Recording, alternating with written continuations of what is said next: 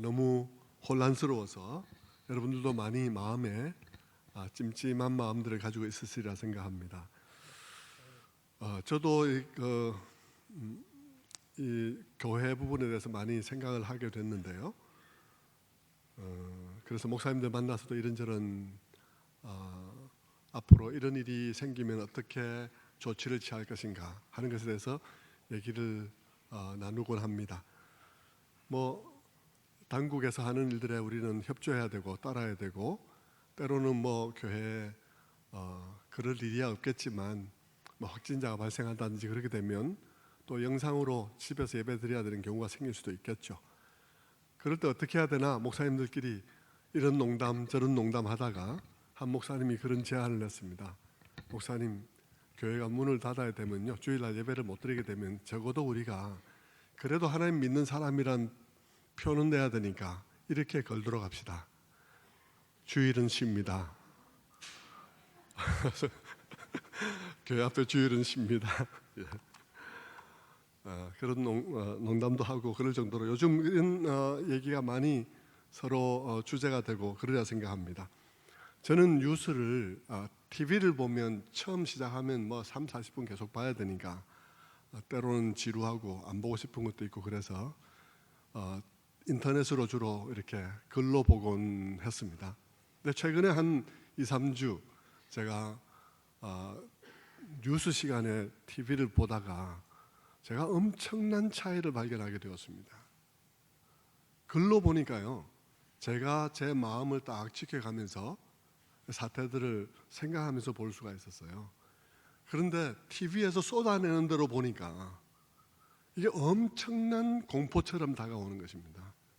우리가 주의해야 될 것은 주의해야 되고, 조심해야 되는 건 조심해야 되고, 약간의 두려움을 갖고 이 부분에 대해서 또 그럴 사람은 그렇게 해야 되겠지만, 저는 그걸 보면서 이게 온 나라가 너무 공포의 이 패닉 속에 들어간다 하는 생각이 들면서 제 마음속에 이런 염려를 하게 되었습니다. 이게 참 자칫 잘못하다가는 나중에 이 모든 상황이 끝나고 난 다음에 돌아보면 코로나 바이러스로 죽은 사람은 아무도 없는데, 식당에 장사 안 되고, 저 개업한 지 얼마 안 됐는데 그냥 월세 밀리고, 그래가지고 절망 가운데 신음하다가 삶을 포기해서 죽는 사람이 훨씬 많을 수 있지 않겠나. 저는 그게 솔직히 염려가 되더라고요.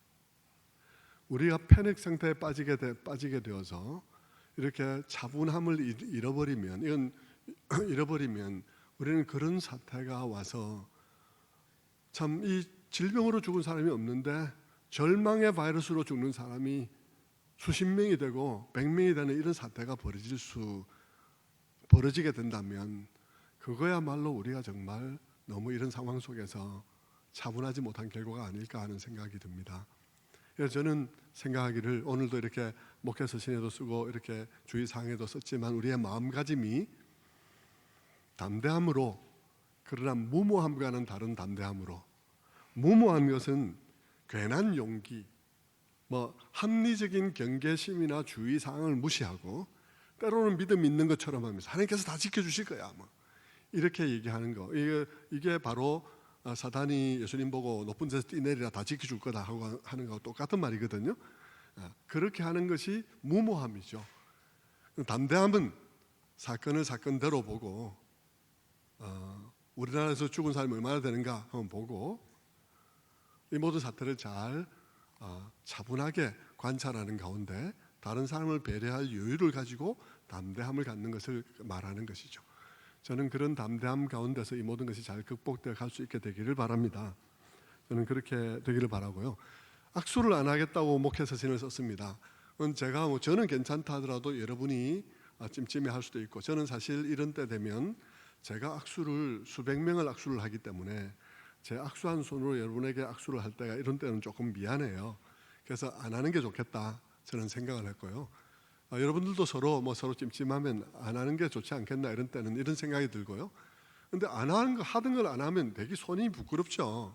갑자기 만났는데 손이 저절로 나오잖아요. 손이 저절로 나오는데 저는 이렇게 했으면 좋겠는데, 손이 저절로 나오거든 부끄러우니까 딱 이렇게. 그거 손 나왔는데 외면하면 이게 이거 굉장히 서로 서운함이 되죠. 근데 자기도 모르게 나왔으면 딱 이렇게 하시는 게 좋겠다 생각이 듭니다. 그렇게 인사를 하시고 하면 뭐 별일 없이 지나갈 수 있지 않을까 생각해요. 말씀을 나누겠습니다. 구정전 2주 동안에 저는 하나님의 백성의 하나됨에 관한 말씀을 드렸습니다. 두 본문을 가지고 2주 동안 말씀을 드렸는데요. 오늘은 세 번째 시간이 됩니다. 그래서 두 번의 얘기를 한데 모으고 오늘 얘기까지 모아서 이렇게 여러분에게 통으로 기억되었으면 좋겠다 생각해요. 첫 주에 말씀을 나눈 것은 요한복음 17장 21절의 말씀이었습니다. 요한복음 17장 21절은 이런 말씀이에요. 아버지여, 아버지께서 내 안에 내가 아버지 안에 있는 것 같이 그들도 다 하나가 되어 우리 안에 있게 하사 세상으로 아버지께서 나를 보내신 것을 믿게 하옵소서. 아버지여, 아버지께서 내 안에 내가 아버지 안에 있는 것 같이 그들도 다 하나가 되어 우리 안에 있게 하사 세상으로 아버지께서 나를 보내신 것을 믿게 하옵소서 하는 것이었습니다. 그것은 예수님께서 십자가를 지시기 전에 제자들을 위해서 드린 기도였는데, 주님께서는 그 기도를 통해서 자신이 무엇을 위해서 십자가를 지시는지를 분명하게 하셨습니다. 그가 주님께서 분명하게 하신 것은 자신은 하나됨의 회복을 위해서 십자가를 진다. 자신은 하나됨의 회복을 위해서 십자가를 진다고 말씀하고 있는 것입니다. 그러면서 예수님께서는 또 덧붙여서 성도들 가운데 하나됨이 회복되는 하나됨이 드러나는 것이야말로 세상 속에서 선교를 가능하게 하는 아주 중요한 것이라고 말씀을 하셨죠. 여러분, 왜 하나됨이 세상 속에서 하나님께서 그 아들을 우리에게 보내셨음에 대한 중요한 증거가 되는가라고 묻는다면, 이 세상에서 교회만큼 하나 될 수 없는 조건을 가진 데가 없기 때문인 것입니다. 이 교회는 이 세상에서 절대 이 세상 방식으로는 하나가 될 수 없는 무리입니다. 왜냐하면 교회는 세상에서 가장 다양한 사람들이 모이기 때문입니다. 고대의 교회로 말하자면 고대는 노예 시대가 있는 데였으니까 교회 속에 종과 자유자가 함께 모였습니다. 귀족이 있는 시대였는데 귀족과 평민이 함께 모였어요. 남자와 여자가 너무 현격한 사회적 지위의 차이가 있었는데 남자가 여자가 함께 모여서 서로 형제라 그러고 자매라 하는 곳이었습니다. 오늘날로 말하더라도 교회는 여전히 이 사회 속에 우리의 그 조건들이 너무 많은 차이가 있죠. 사회적인 지위의 차이, 빈부귀천의 차이, 남녀노소의 차이, 유무식의 차이, 이런 여러 우리의 배움의 차이들 있고 여러 차이들이 우리에게 있습니다. 그것을 한마디로 참 말하면 정말 문화가 다르고 이해관계가 다른 피부가 다르고 언어가 다른 존재들이죠. 여러분, 이 세상으로 말하자면 이런 차이들 가지고는 이 세상에서는 결코 친구가 될 수 없습니다.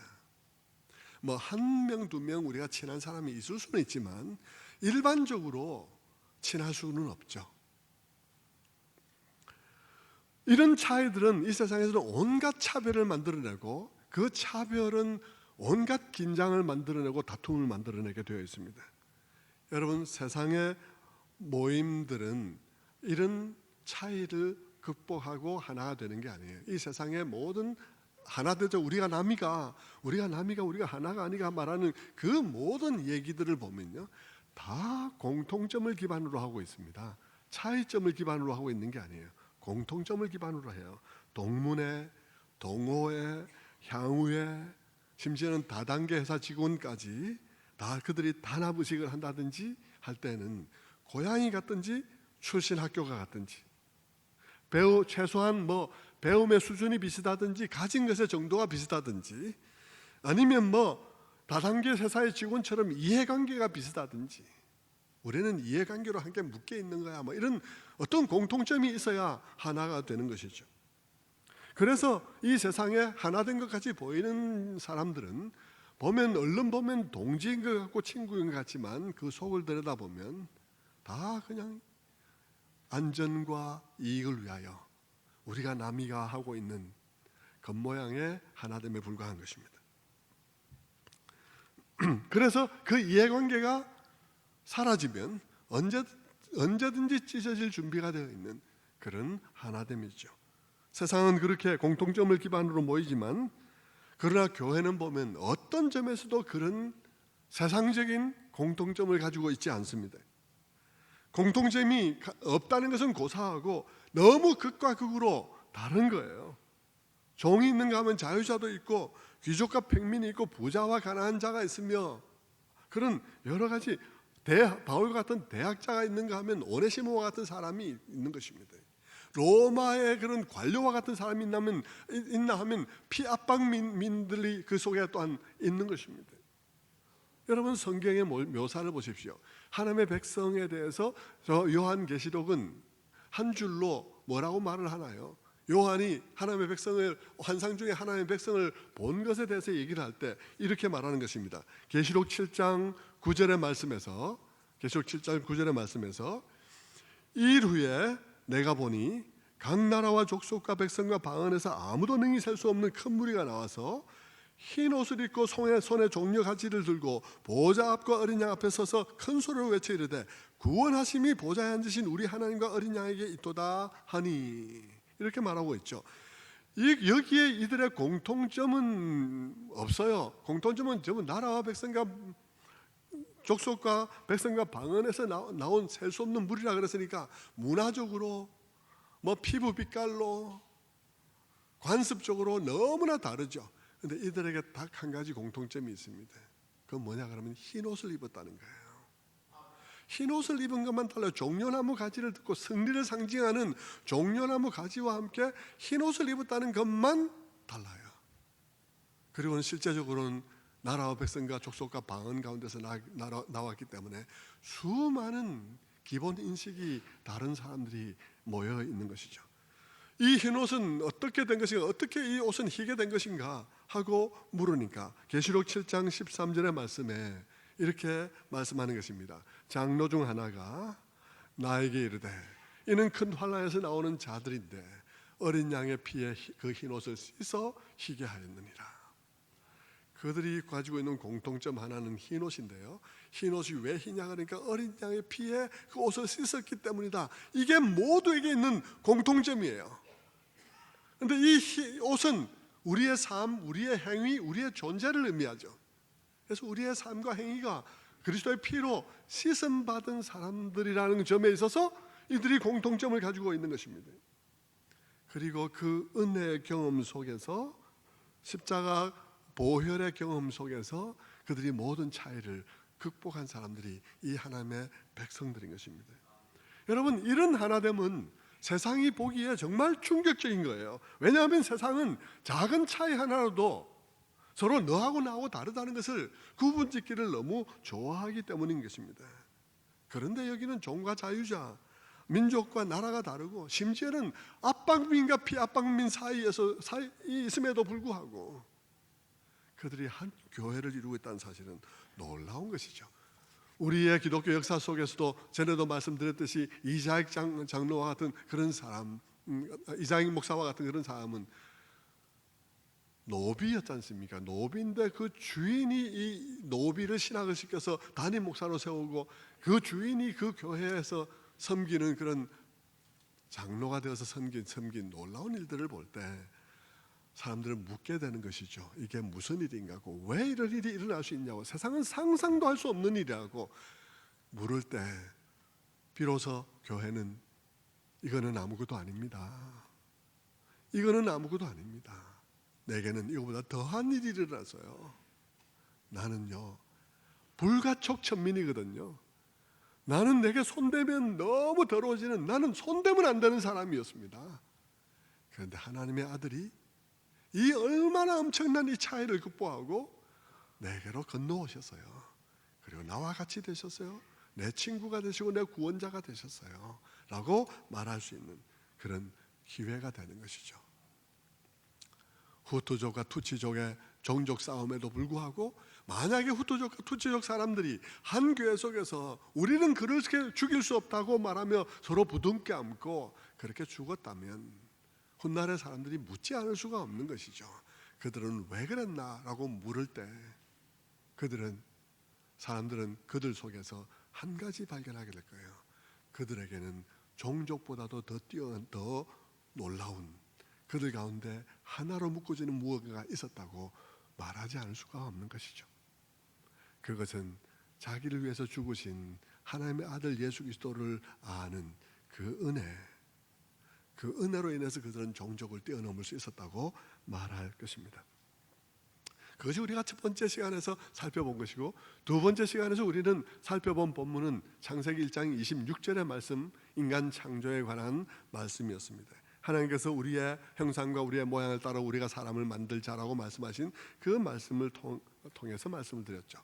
설교의 목적은 뭐였냐 그러면요, 이 하나됨이라는 이 문제가 어느 날 갑자기 어느 도덕가에 의해서 우리가 하나 돼야 된다, 하나됨만이 우리가 살 길이다 하고 도덕적으로 외친 어떤 슬로건이 아니라는 것입니다. 이 하나됨의 문제는, 이 하나됨의 주제는 성경이 창세기로부터 시작해서 계시록까지 이르는, 창세기 첫 절부터 계시록의 마지막까지 이르는 그 모든 말씀 속에서 언제나 하나님께서 일관된 주제로서 우리에게 말씀해 주신 그런 하나됨이라는 것입니다. 그것은 성경 안에서 처음부터 시작되는데 하나님으로부터 시작된다는 것입니다.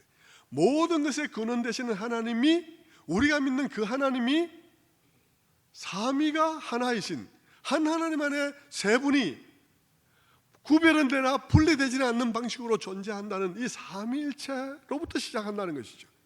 거기에 하나됨이 있고, 이 삼위일체 되신 하나님이 인간을 지으셨다는 것입니다. 인간을 지으시면서 우리의 모양과 형상대로 인간을 만들자라고 말할 때, 우리는 그 말을 들을 때 우리의 마음속에, 우리의 인간됨 속에 하나님의 어떠하심이 투영되지 않을 수가 없겠구나, 이 말은 하나님의 어떠하심이 여기에 반영될 수밖에 없다는 사실을 우리는 즉각 알 수 있게 되는 것입니다. 그리고 그 하나됨의, 하나님의 어떠하심의 중요한 특징 중에 하나는 삼위가 하나라는 사실이라는 사실을 우리가 알게 되죠. 그래서 하나님께서 그 아담과 하와를 자기의 모양과 형상대로 만드시고, 그 만드실 때 이들이 다 하나가 되어져서 하나님 안에 있게 되기를 원하셨고, 에덴을 그런 의미에서 디자인하신 것이죠. 하나님이 그 길을 거닐고 아담과 하와가 그 한 몸으로 거기에 거하는 그런 모습이 된 것입니다. 아담과 하와를 창조하신 후에 하나님께서는 아담과 하와를 축복하시면서 말씀하셨습니다. 한 몸이 될지니라 라고 말씀하실 때, 그 한 몸이 될지니라는 그 축복의 말씀은 자기를 반영하고 있고 창조의 목적을 반영하고 있는 말씀이신 것이죠. 그런데 그 하나됨이 깨어졌다는 것 아니겠습니까? 아담과 하와의 타락으로 인해서 그 하나됨은 사탄의 공격을 받아 아담과 하와의 타락으로 인해서 깨어졌습니다. 그 깨어짐은 전방위적으로 일어났습니다. 하나님과 인간 사이가 깨어졌고, 인간과 인간 사이가 깨어졌고, 인간과 자연 사이가 깨어졌습니다. 그런데 여러분, 하나님은 그것을 그대로 보고 있지 않았습니다. 하나님께서는 이미 그것을 내다보고 계셨고 구원의 계획을 가지고 계셨습니다. 그 구원의 계획을 위해서 세 분이 하나로 헌신하심을 통해서 하나님과 인간 사이의 깨어짐을 복원시키고, 그리고 나아가 만물 가운데 깨어짐을 하나로 회복시킬 계획을 가지고 계셨던 것이죠. 그래서 그것이 바로 하나님의 구원의 역사인 것입니다.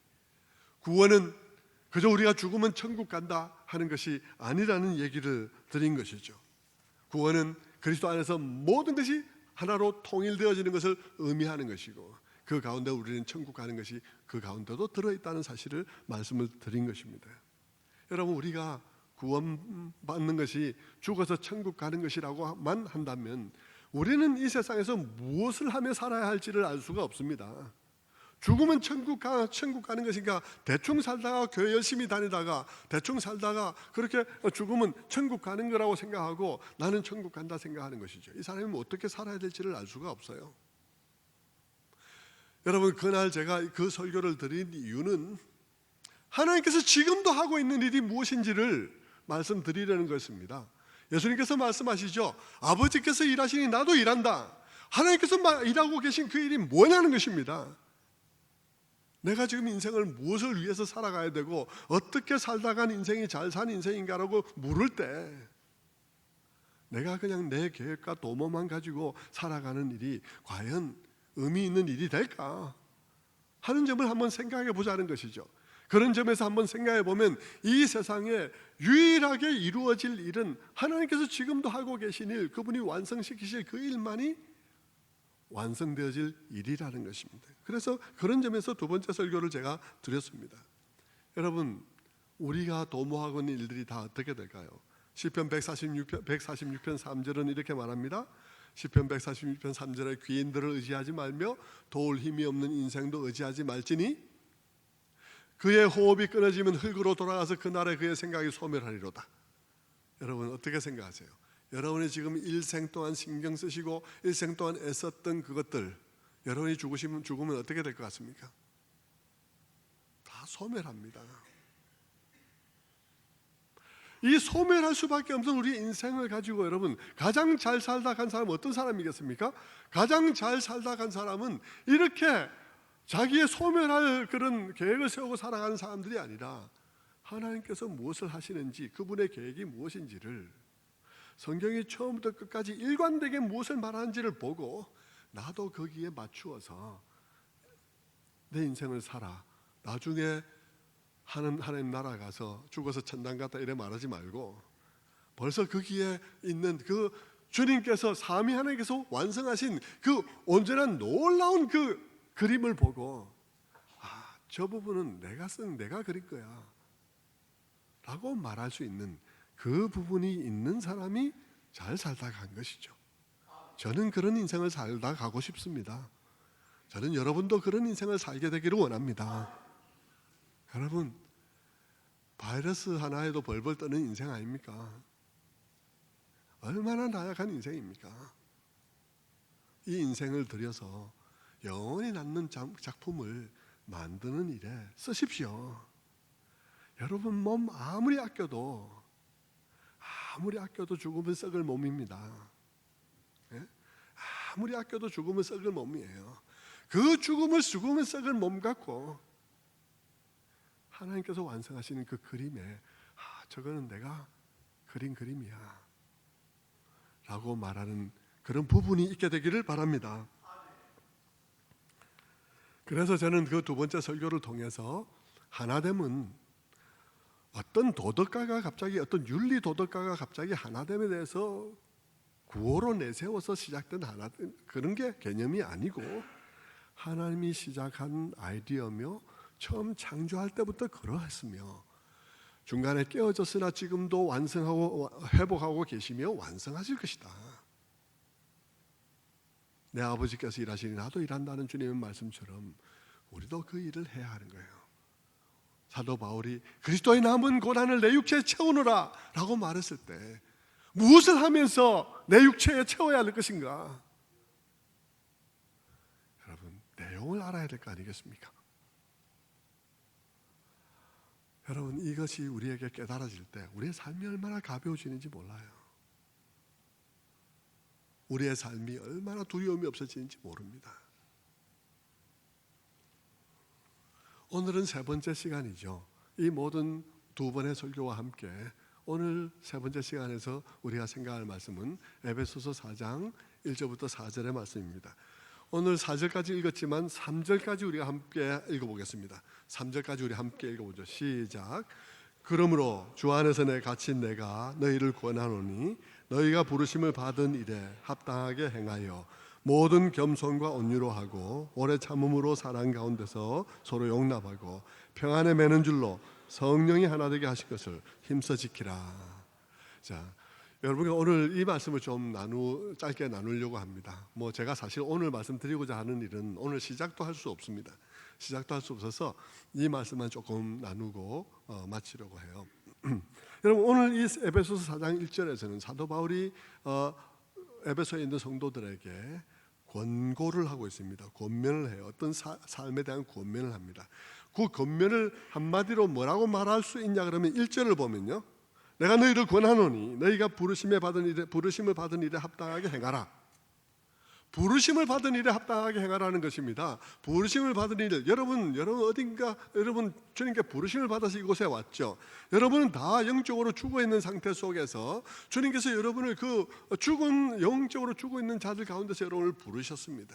부르셨을 때는 목적이 있었을 거라고요. 주님께서 부르신 목적이 있을 거라고요. 그 목적에 합당하게 행하라는 것입니다. 그러면 부르심에 합당하게 행하는 것은 뭘까?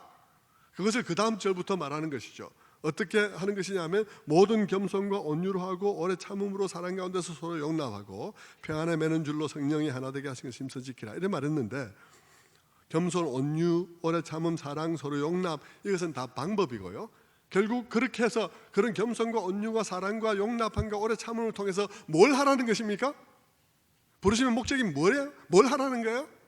성령이 하나 되게 하신 것을 힘써 지키라는 것입니다. 너희들을 부르신 목적에 따라서 너희가 성령이 하나 되게 하신 것을 힘써 지키라. 결국 사도 바울은 우리가 하나됨을 힘써 지키는 삶을 살아야 된다라고 말을 하고 있는 것입니다. 그런데 오늘 그것을 좀 살펴보려고 해요. 이 말이 그렇게 간단한 말은 아닙니다.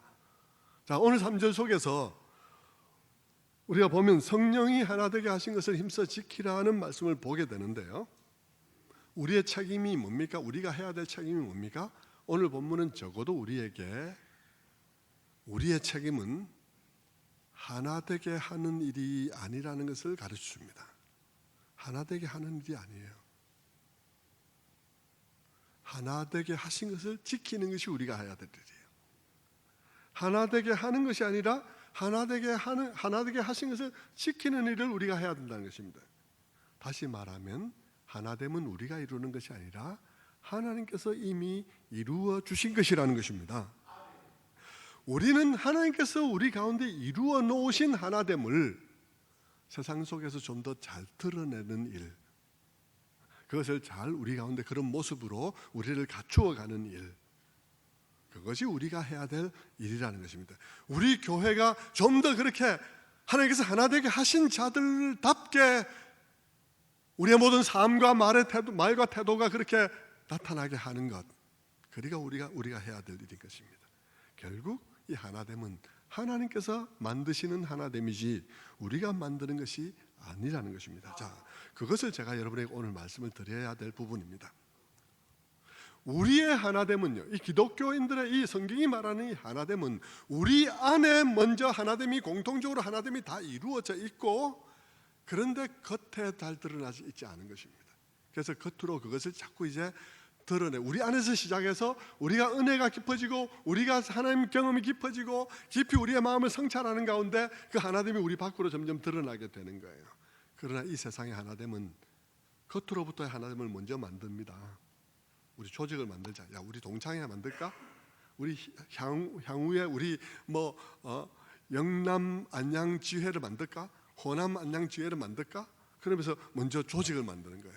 만들어서 우리 규칙을 만들자. 벌칙도 만들고 회비도 만들고 이렇게 우리 서로 이러지 말고 한 달에 한 번씩 모여서 식사도 하자. 모임도 만들고 단합대회도 만들고 겉으로부터 만드는 거예요. 단합대회라는 모임이 만들어지고 회칙이 만들어지고 그리고 그 회의가 만들어지고 회장과 조직이 만들어지고 점점 겉으로 만들어져서, 그러면서 우리가 남이가 해서 하면서 하나된 마음을 만들어 보려고 하지만 결코 하나가 안 되죠. 속을 들여다보면 결코 하나가 안 돼 있습니다. 그런 거예요. 이 세상의 하나됨은 전부 다 겉으로부터 시작해서 안으로 만들어 보려고 해보는 것입니다. 그러나 여러분, 성도의 하나됨은 그렇지 않아요. 성도의 하나됨은 그런 게 아니라 우리가 뭘 관리해서 만들어진 거 아닙니다. 성도의 하나됨은 성부 하나님께서 계획하시고 성자 하나님께서 토대를 놓으시고 성령 하나님께서 우리 안에 역사하심으로 만들어지는 하나됨입니다. 우리 안에서 먼저 만들어져요. 우리 안에서 먼저 주님께서 이루어요. 우리가 알든 모르든. 그리고 그것이 점점 우리가 믿음 안에 성숙해지면 그것이 점점 수면으로 하나됨이 떠올라오게 만들어져 있는 것. 다시 말하면 안에서 시작해서 밖으로 나오는 거예요.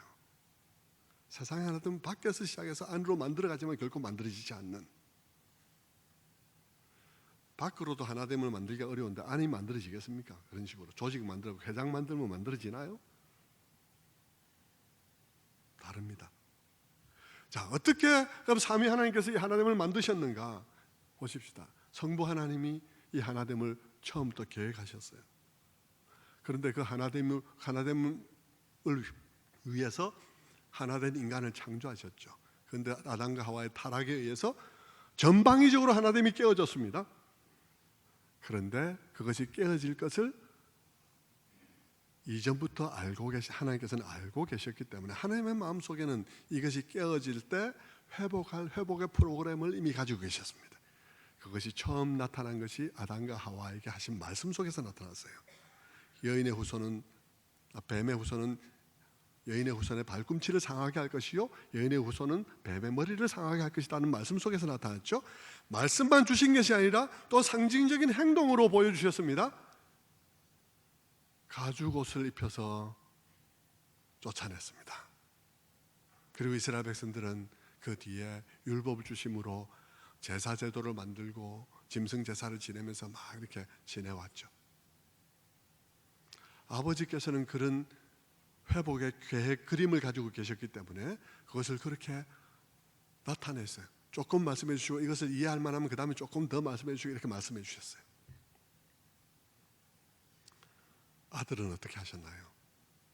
아들은 그 아버지의 계획을 받들어서 이 세상에 오셨어요. 그리고는 자기 자신을 들여 이 세상에 오셔서 십자가를 지셨어요. 내 뜻대로 마옵시고 아버지의 뜻대로 하옵소서 하면서 십자가를 지셨습니다. 그리고 그 십자가 위에서 하나님과 우리 사이의 회복을 위한 결정적인 토대를 놓았습니다. 하나님과 우리 사이가 회복될 수 없는 결정적인 걸림돌인 죄의 문제를 해결했습니다. 주님께서는 그 십자가를 지시기 전에 제자들과 함께 기도하면서 말씀하셨죠. 아버지여, 내가 이 십자가를 지는 목적이 이거 아닙니까? 아버지께서 내 안에, 내가 아버지 안에 있는 것 같이 저들도 다 하나 되어서 우리 안에 있게 하시옵소서. 내가 그것이 십자가를 지는 목적입니다. 그래서 그들이 그것을 좀 더 잘 드러내어 세상이 아버지께서 나를 보내신 것을 알게도 하옵소서. 그게 예수님께서 하신 기도예요. 다 일치되고 있습니다. 다 일치되고 있죠. 십자가를 지셨던 목적은 우리가 하나 되는 것입니다. 하나됨이 회복되는 것입니다. 전방위적으로. 결국 성자께서도 그 하나됨을 위해서 십자가를 지셨죠. 성부께서는 그 아들을 십자가에 매달려 죽으신 그 아들의 피의 제사를 그 아들을 부활시킴으로써 내가 승인한다는 도장을 찍으셨어요. 부활을 통해서 내가 이것을 인정한다는 도장을 찍으셨어요. 다 이루셨죠. 그리고는 어떻게 합니까? 성부 하나님께서 성자께서 이루신 그 사역을 토대로 성령을 보내신 것입니다. 성령이 오셨어요. 성령은 어떻게 하셨나요? 성령은요, 우리가 죄로 말미암아서 우리 안에 거하실 수 없었던 그런 성령께서 우리 안에 들어오셔서 거처를 우리 안에 정하시고 우리 마음속에 놀라운 변화 역사를 일으켰습니다. 제일 처음 하신 역사는 죽은 우리의 영을 살리는 것이었습니다. 여러분, 죽은 우리 영이라 그러면요, 죽었다는 말을 쓰는 것은, 살리셨다는 말을 쓰는 것은 이미 죽어 있었다는 것을 말하는 것입니다. 죽어 있었다는 것은 무슨 뜻일까요? 죽어 있었다는 것은요, 하나님에 관해서 특별히 죽어 있었다는 것입니다. 선을 향해서, 하나님을 향해서 특별히 죽어 있다는 거예요. 여러분, 그 말은 무슨 말이냐 그러면 하나님에 대해서 말해봐야 이 영이 죽은 인간은 영이신 하나님을 알 수가 없어요. 그래서 하나님에 대해서 아무리 말해봐야 들리지도 않고요, 그 말이 귀에 들으지도 않아요. 눈에 보이지도 않아요. 몸으로 느껴지지도 않아요. 보이지도 않고 들리지도 않고 느껴지지도 않으니까 생각이 나지도 않아요. 그 모든 자료 세상에 널려있는 눈에 보면 저기 보이는 온 만물 중에 보이는 그 모든 것들 하나도 안 보여요. 안 보이고 안 느껴지고 안 들리니까 생각할 수도 없어요. 하나님을 생각할 수도 없어요. 반응을 보일 수가 없어요. 그리고 그 인간은 죽어 있을 뿐만 아니라 경향도 또한 하나님에 대해서 거부하고 반역하는 경향을 가지고 있어요. 죄된 인간들은. 그러니까 하나님에 대해서 누가 말을 하면요, 내가 그 말이 듣기 싫어. 이해도 안 되고, 못 느끼니까 생각이 안 되고 이해도 안 되고요. 뿐만 아니라 화가 나요. 그래서 뭐라 그럽니까? 너 우리 만나는 데서 교회 이야기 꺼내지 마. 이렇게 말하죠. 전부 다 그렇게 얘기를 하는 것입니다. 짜증만 나는 것이죠. 여러분, 그런데 그런 우리들의 심령 속에 성령께서 오셔서 죽은 우리 영을 살리시는 거예요. 죽은 우리 영을 살리시니까요. 그 예수 그리스도를 죽은 자 가운데 살리시는 그 능력으로 우리의 죽은 영혼을 살리시니까 내 영이 하나님을 느끼기 시작하는 것입니다. 하나님 말씀을 들으니까 들리는 거예요. 이게 전에는 안 들렸는데 하나님 말씀을 보니까 그게 읽히는 것입니다. 세상을 보니까 하나님이 계신 거예요. 만물 속에 하나님의 솜씨가 나타나 있는 거예요. 하나님께서 만물 속에 자기를 알만한 것을 심어두었음이 보이는 거예요. 뿐만 아니라 그 이야기가 들리고 보이고 느껴질 뿐만 아니라 그 이야기가 내게 즐거워요. 너무 즐거워요. 내 마음이 반응을 하게 된 것입니다. 거듭남의 역사가 일어난 거예요. 내가 다시 태어난 거예요. 그 거듭남의 역사가 구원받은 사람들이라면 모두에게 다 있은 것이에요. 모든 사람 속에 성령이 계시며 모든 사람 속에 그와 같은 역사가 일어난 것입니다. 그리고 우리가 그 은혜를 경험하고 나니까요, 우리가 만나니까 얘기를 하니까 얘기가 통해. 얘기가 통하는 거예요. 우리 안에 남들은 모르지만 우리는 함께 아는 그 사랑받은 사람만 그 사랑 알도다 하는 말씀처럼 우리 안에 그 사랑을 경험한 사람들만 아는 우리만의 얘기들이 있게 된 것입니다. 서로 말을 맞추지 않았는데 얘기를 해보니까 통하는 거예요. 막 서로 막 박수 치면서 서로 격려하면서 기뻐하면서 그래 네한테 그런 일이 있었나? 내한테도 그런 일이 있었다. 우리는 그렇게 얘기하게 되는 것이죠.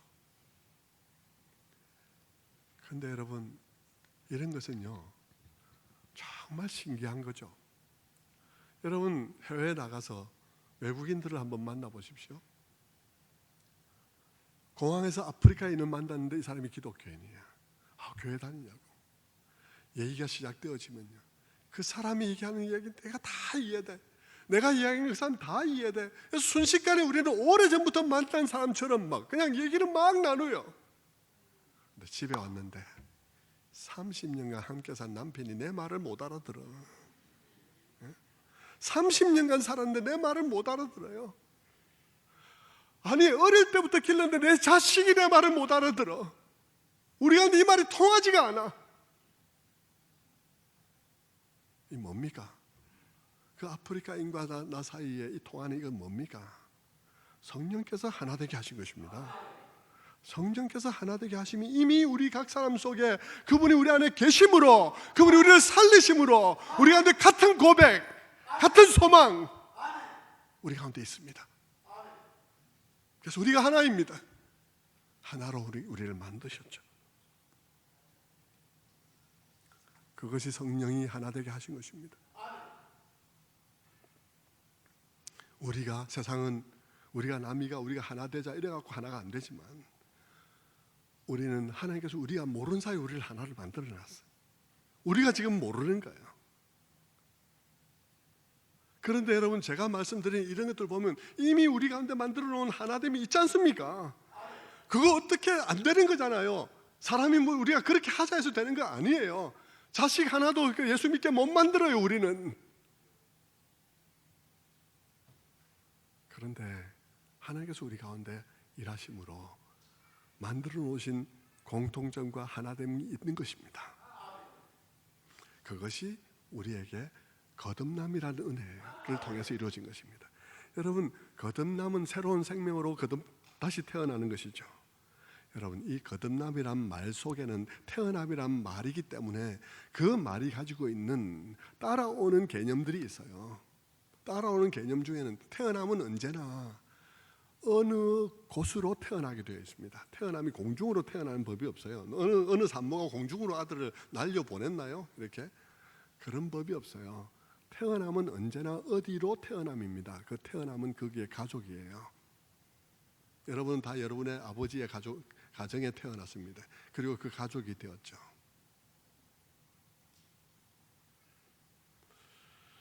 여러분, 거듭남도 태어남입니다. 어디로 태어나는 것일까요? 하나님의 가문으로 태어나는 것입니다. 여러분, 집에 있는 자녀들요, 하나됨의 의식을 가지고 있습니다. 마찬가지로 여러분, 하나님의 백성들도 하나님께서 우리를 거듭남으로 하나님의 가문에 태어나게 함으로 우리는 다 하나님의 가문에 속한 자들인 것입니다. 그런 하나됨이 있습니다. 그러니까 우리 가운데 성령의 내주하심과 내주하심이 우리에게 빚어내는 우리에게 거듭남, 그리고 우리에게 그런 회개와 믿음과 또 하나님에 대한 그런 거듭남으로 말미암아 하나님에 대해서 알게 된 모든 것들과 그로 말미암아 우리가 고백하는 고백들과 우리의 삶의 목적들과 소망과 이 모든 것들이 우리가 소통할 수 있도록 하나가 되어 있고요. 그리고 우리가 소속 자체가 하나님의 가문에 속한 자녀들이므로 하나됨이 있습니다. 그런데 이 하나됨은 출생으로 이렇게 표현되어진 것에서 암시되고 있는 또 다른 의미가 있는데, 따라오는 개념이 있는데, 그건 뭐냐 그러면요, 우리의 하나됨에 있어서 우리의 가족은, 우리의 형제 자매는 내가 선택할 수 없다는 것입니다. 내가 선택할 수 없어요. 여러분의 형제 자매를 여러분이 선택한 사람 아무도 없습니다. 부모님들이 낳아주셨으니까 낳아준 자들이 다 여러분의 형제 자매였습니다. 우리도 그렇습니다. 우리도 하나님께서 거듭나게 하신 자들이 우리의 형제 자매입니다. 우리는 내 취향대로 형제 자매를 고를 수 없습니다. 우리는 우리 교회가 특정한 사람들이, 특정한 취미를 가진 사람들, 특정한 레벨에 이른 사람들, 특정한 어떤 조건을 가진 사람들이 모인 교회가 될 수 없습니다. 혹 목사님들 가운데 잘못 생각해서 우리 교회는 뭐 이런 전문직이 많아요, 우리 집에는 이런 법조계의 사람이 많아요, 여러분, 그것이 의도해서 된 것이라면 하나님께서 기뻐하지 않으실 것입니다. 하나님의 자녀는 내가 선택할 수 없습니다. 하나님으로부터 태어남으로 우리의 형제 자매가 되는 것입니다.